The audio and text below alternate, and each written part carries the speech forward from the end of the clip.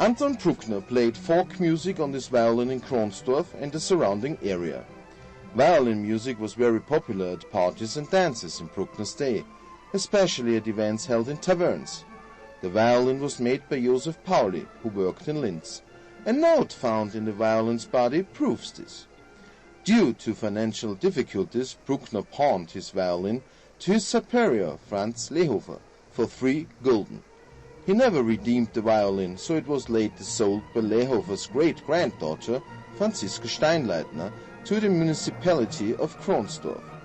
To mark Bruckner's 200th birthday, the violin was carefully restored by Linz violin maker Alexander Schütz and made playable again. A scientific report confirms that it was made between 1820 and 1830. The violin will be played on special occasions and at concerts, including such events that take place outside of Austria. The Kronstorf Museum displays a duplicate that's true to the original. In 1871, Anton Bruckner won the most important organ competition of that era in London and became the rock star on the organ as a result. In its issue published on the 17th of August 1871, Linz-based newspaper Das Linzer Volksblatt incorrectly stated that Bruckner was born in Kronstorf. Bruckner was not a child prodigy like Wolfgang Amadeus Mozart, for example. As was normal back then, he obtained his music skills thanks to a private music education. Fortunately, he met supporters and other musicians who recognized his talent early and taught him the basic theoretical and practical knowledge he needed. Before his time in Kronstorf, he worked as an assistant teacher in Windhag bei Freistadt from 1841 onwards. This was his first job. He was very popular with his students, but soon asked to be relocated. Thanks to the prelate of St. Florian, Michael Arnett, intervening, he was transferred to Kronstorf in 1843 at the age of 19. From 1843 to 1845, Bruckner then worked as an assistant teacher in the former school building, which was utilized from 1785 until 1890. During these 2 years, he supported Franz Lehofer, who was the teacher at the time. In Lehofer's lessons, performed church duties and helped the family with everyday tasks. The Lehofer family had been responsible for teaching the lessons at the school since it had opened.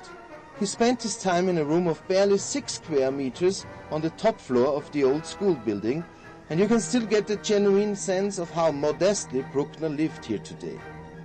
The room was filled with a bed, a chest of drawers for clothing, a table and a chair.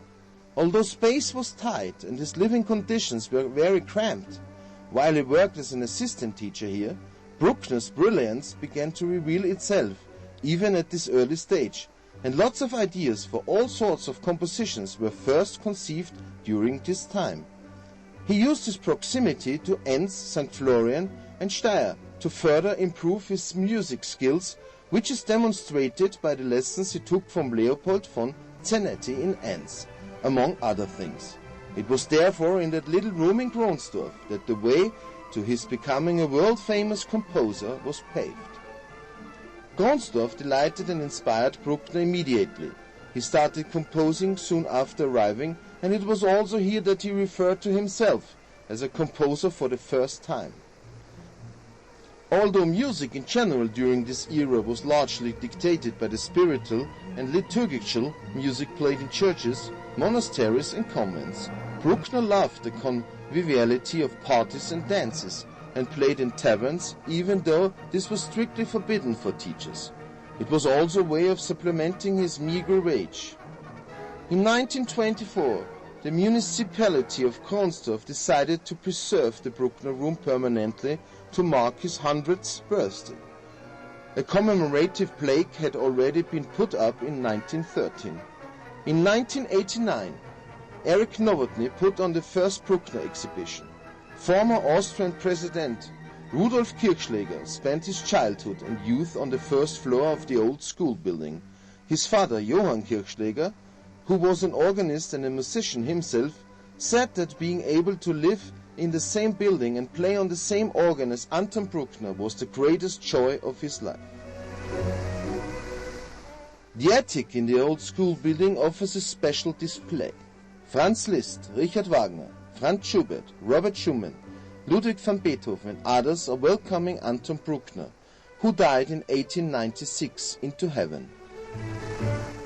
Johann Sebastian Bach is accompanying the scene on the organ, and the musical genuises are accompanied by a host of music-playing angels.